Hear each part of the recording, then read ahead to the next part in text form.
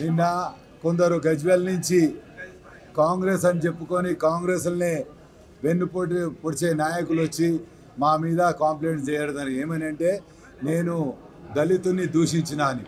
కానీ అది తప్పు. నేను ఎప్పుడు కూడా దళితుని దూషించలే. నా రాజకీయ జీవితమే దళితులతో స్టార్ట్ అయింది. దానికి చిన్న ఎగ్జాంపుల్ కూడా చెప్తా.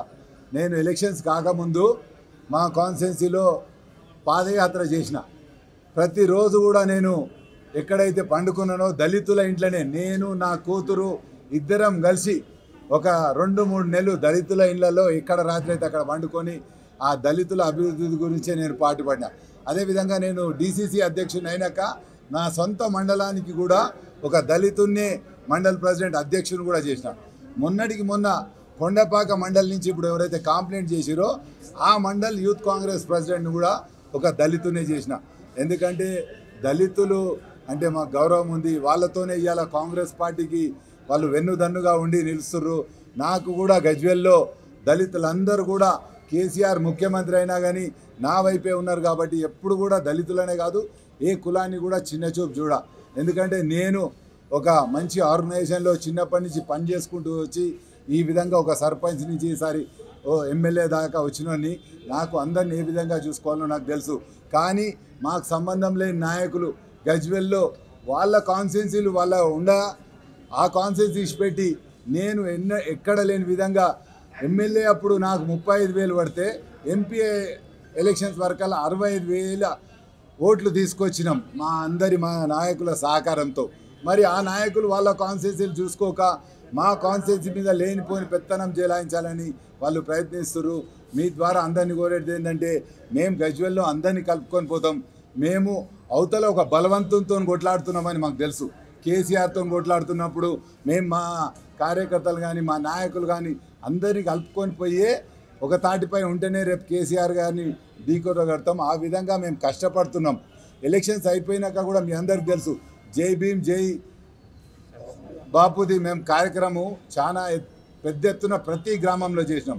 అదేవిధంగా మా ఎమ్మెల్యే కనిపిస్తలేడని ఒక 120 కిలోమీటర్ల పాదయాత్ర తొవ్వంటి ఏ గుడి వస్తే ఏ ఫంక్షన్ హాల్ వస్తే అక్కడ వండుకొని మేము 1000-2000 మందితో పాదయాత్ర చేసి ఈ విధంగా గజ్వేల్లో ఎక్కడ లేని విధంగా ఒక పటిష్టమైన కాంగ్రెస్ కార్యకర్తలు ఉండాలని ఆ విధంగా పోరాడుతున్నాం. ఇప్పుడు కూడా రేపు లోకల్ బాడీస్లో వీళ్ళందరి సహకారంతో లోకల్ బాడీస్లో మేము వాళ్ళకన్నా ఎక్కువ టీఆర్ఎస్ బీజేపీ కన్నా ఎక్కువ ఓట్లు సాధించి ఆ విధంగా సర్పంచ్లు ఎంపీటీసీలు గెలిపించుకునేయాల్సిన బాధ్యత మా పైన ఉంది. తప్పక ఆ బాధ్యత నెరవేరుస్తాము. మా అదృష్టం కొద్దీ ఇవాళ ఒక కమిటీ వేసారు. ఆ కమిటీకి కూడా వాళ్ళు ఎక్కడ పనిచేసారు మేము ఎక్కడ పనిచేసాము వాళ్ళు ఏ విధంగా కోవర్డ్గా పనిచేస్తారు అవన్నీ కూడా మా దగ్గర సుబుతులు ఉన్నాయి. అవన్నీ కూడా ముఖ్యంగా పెద్ద నాయకులు మాకు సంబంధం లేని గజ్వేల్కి సంబంధం లేని నాయకులు మమ్మల్ని ఇబ్బంది పెడతారు.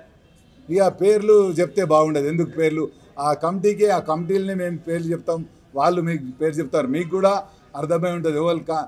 మేము ఇంతకుముందే అన్నాం మా గజ్వేల్కు సంబంధం లేని నాయకులని వాళ్ళకు కూడా కాన్స్టిట్యున్సీలు ఉన్నాయి.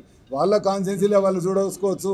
మన ఎంపీ ఎలక్షన్స్లో మేము ఏ విధంగానైతే 35,000 నుంచి 65,000 తెచ్చినామో వాళ్ళ కాన్స్టిట్యున్సీలో కూడా ఒక 2 ఓట్లు ఎక్కువ వచ్చిన మా ముదిరాజ్ బిడ్డ ఇవాళ ఎంపీ అవుతుండే.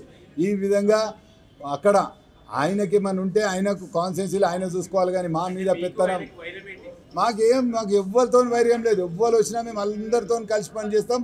మాకన్నా పెద్దోళ్ళు ఎవ్వరు ఉన్నా వాళ్ళందరి కింద పనిచేయడానికి ఇప్పుడు రేవంత్ అన్న కింద మహేష్ అన్న కింద ఇంకా మల్లు రవి గారు ఎవ్వరి కింద అంటే వాళ్ళ కింద మేము పనిచేస్తాం. మేము ఒక సర్పంచ్ నుంచి ఎమ్మెల్యే అయినాం. వాళ్ళ లెక్కే ఏదో గాలి మోటార్లు వచ్చి గాలి నాయకుని గాలే నేను కింద స్థాయి నుంచే ఉంటా. ఇప్పటికి కూడా నేను గజ్వేల్లో ఉంటా, హైదరాబాద్లో ఉంటా. ఇక వాళ్ళ పేరు తీసుకోదలుసు. ఎందుకంటే పేరు తీసుకొని వాళ్ళని పెద్ద మనిషి చేయదలుచుకోలే నేను.